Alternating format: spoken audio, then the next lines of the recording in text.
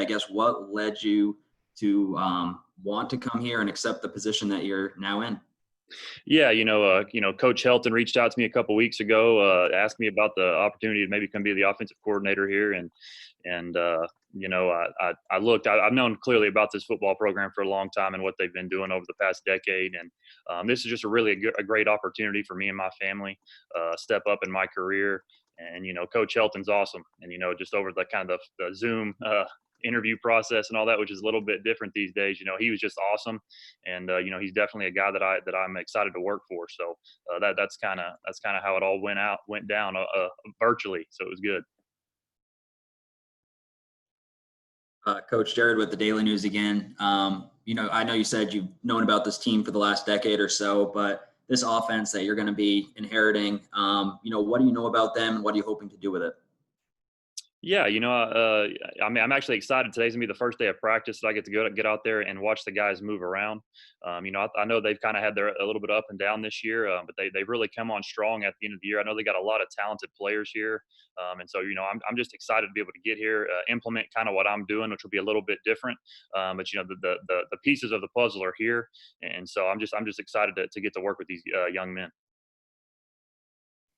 Hey, Coach. Tyler Mansfield, Rivals.com, digital network here in Bowling Green. Welcome to the Hill, first of all. And secondly, I guess just you've been an offensive mastermind like yourself. Houston Baptist puts up a lot of points the last couple of years under you.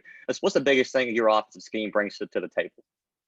Yeah, I think we're going to do a lot of different stuff. I think the biggest thing that we're going to do is play fast. That's something that we're going to do. We're going to line up fast. You're going to see a lot of different formational sets and motions and stuff like that. But at the end of the day, we're going to try to keep the defense on their heels, and we're going to play fast. And that's with speed on the field, but also with tempo. And so I think those are going to be the biggest things that y'all are going to see. And clearly, hopefully, we're going to be able to bring some really really good quarterback play back here to WKU.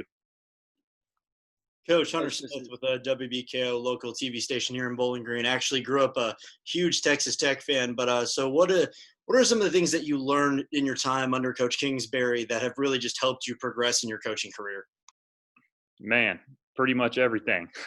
He's the best in the country in my opinion at what he does as far as a quarterback guy and a play caller. I was very fortunate to be underneath his wing for 5 seasons there at Texas Tech, and just being able to be around some of the best players in the world. I mean, clearly Patrick Mahomes. Maybe not everybody thinks that I'm biased, but I think he's the best football player in the NFL right now. So being able to be around him, too, and seeing how you coach a guy like that, because coaching a guy like that's different than coaching maybe somebody else. And so, just being able to be around that and understanding with Coach Kingsbury as far as he goes, just how to go about schematics and things like that, and how to get the ball to the right people at the right time. And so, yeah, I mean, I can't thank Coach Kingsbury enough. Like I said, he's pretty much taught me, everything that I know, and continuing to develop that relationship with him and keep that there. And he's just been awesome for me. Coach, this is Matthew Arter of the College Heights Herald, the student newspaper, Western Kentucky. Um, what would you say that you're going to bring to Western Kentucky, whether it be attitude or going back to your style of play? Yeah, I mean, bottom line is I was brought here to light up the scoreboard, and so that's kind of going to be the attitude that we bring every day. We're going to have a mentality that we're going to score. 40 points a game is kind of the goal, and so that's going to kind of be the mentality that I bring. We're going to every meeting we walk into, we're going to have that mindset that we're going to go light up the scoreboard, and we're going to score as many points as we have to get a win. So at the end of the day, that's also what we're here for, is to win football games. I think just some of the energy and some of those things we're going to bring, and then, like I said, I think the style is going to be a lot different, just schematically, and kind of the different playmakers you're going to see on the field is going to be also a different thing for this program. Coach, this is Jeff Lightsey from WBKO, the local television station here. You mentioned 40 points a game. Is this something that, I don't want to get fans here in Bowling Green hopes up too soon, but is this something that you expect to happen from day one, like game one of next season, that you think this team could score up to 40 points a game? Absolutely. And I think that's the mentality we have to have. First and foremost, it all starts with the quarterback. Got to get the right trigger man in this system. But like I said, there's a lot of pieces here. A lot of good skill players, really tough offensive line. And so I think, like I said, I think the sky's the limit here. And that's why I'm excited to be here with the players that we currently have and some new guys that we're going to be able to bring in. So, yeah, I think that's definitely the mentality we're going to have going into game one next season. Coach, this is Jared McDonald with the Daily News again. You mentioned some of those pieces of the puzzle. It's kind of a weird year with the extra year of eligibility.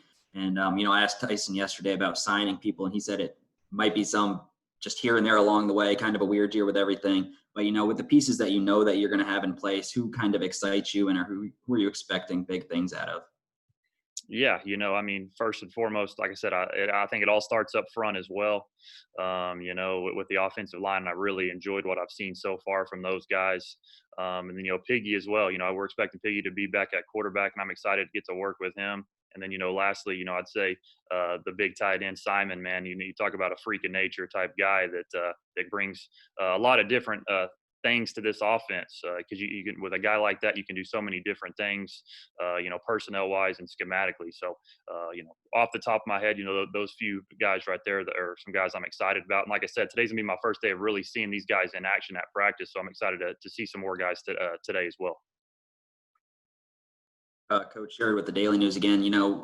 Western announced Adam Cofield transferring in from North Dakota State. He's a guy that kind of is expected to carry the load at running back, I would say, from what I've heard. How do you see him working into your system?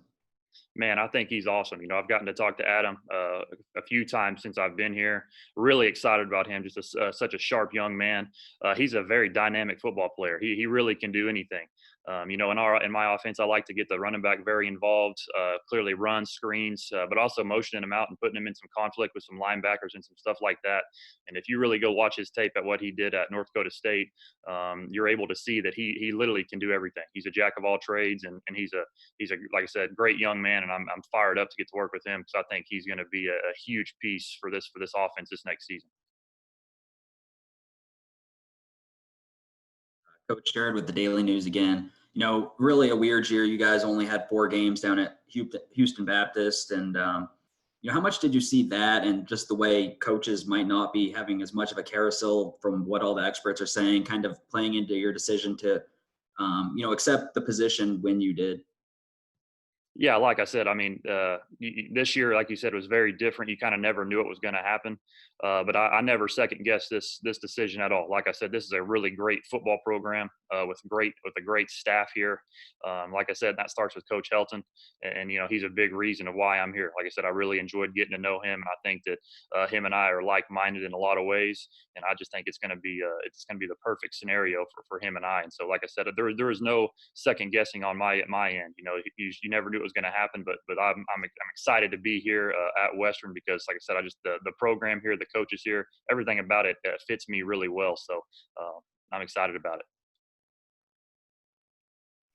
Coach, what do you do now from, the bowl game's coming up in 11 days now. Obviously, you're not in the mix yet. You're here on staff now. Do you start planning for next season? Do you start looking at different schemes? Do you help coach the guys right now for the bowl game? Just kind of what's your schedule right now?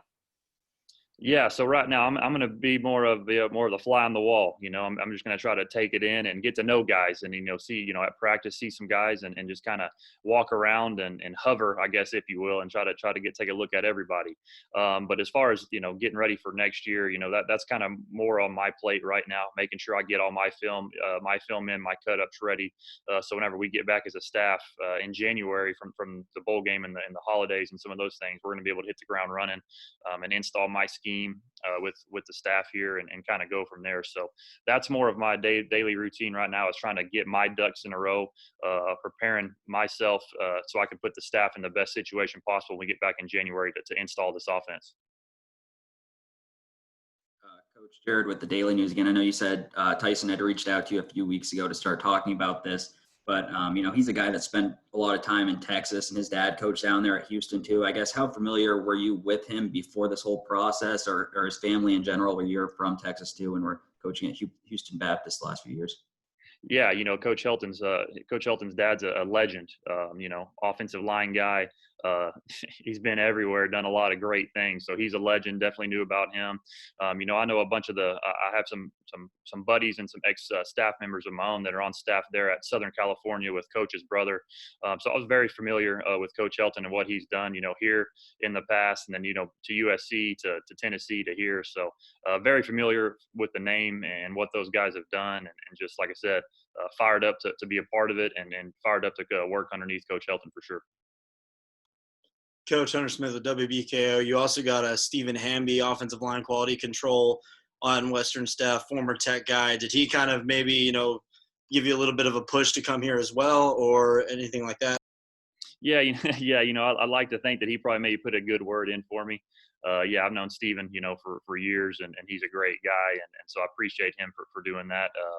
But yeah, I think he maybe mentioned my name possibly, but he wasn't really a part of the hiring process, I wouldn't say. I mean, like I said, Coach Helton and I did a lot of virtual interviews and things like that, and it just felt like a great fit on both ends, and so we kind of we're going with it.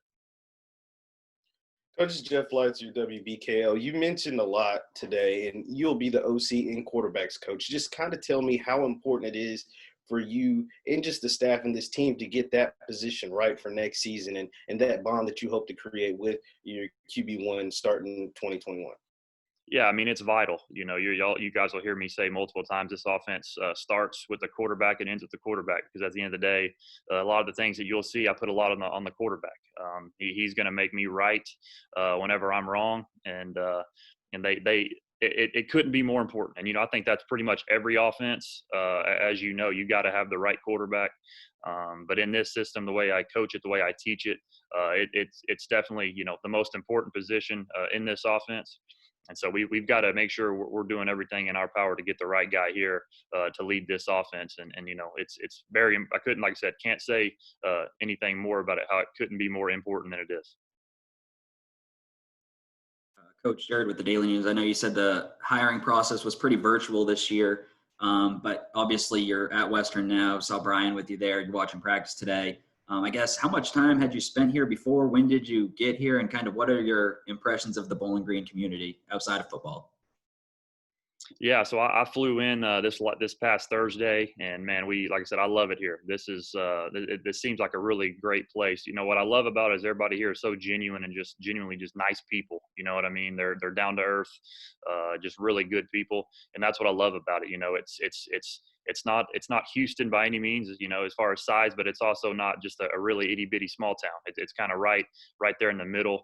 And so, like I said, I have a great feel for this place already, and the people here in the community. And I can already tell you that the fans that are here in this program are awesome.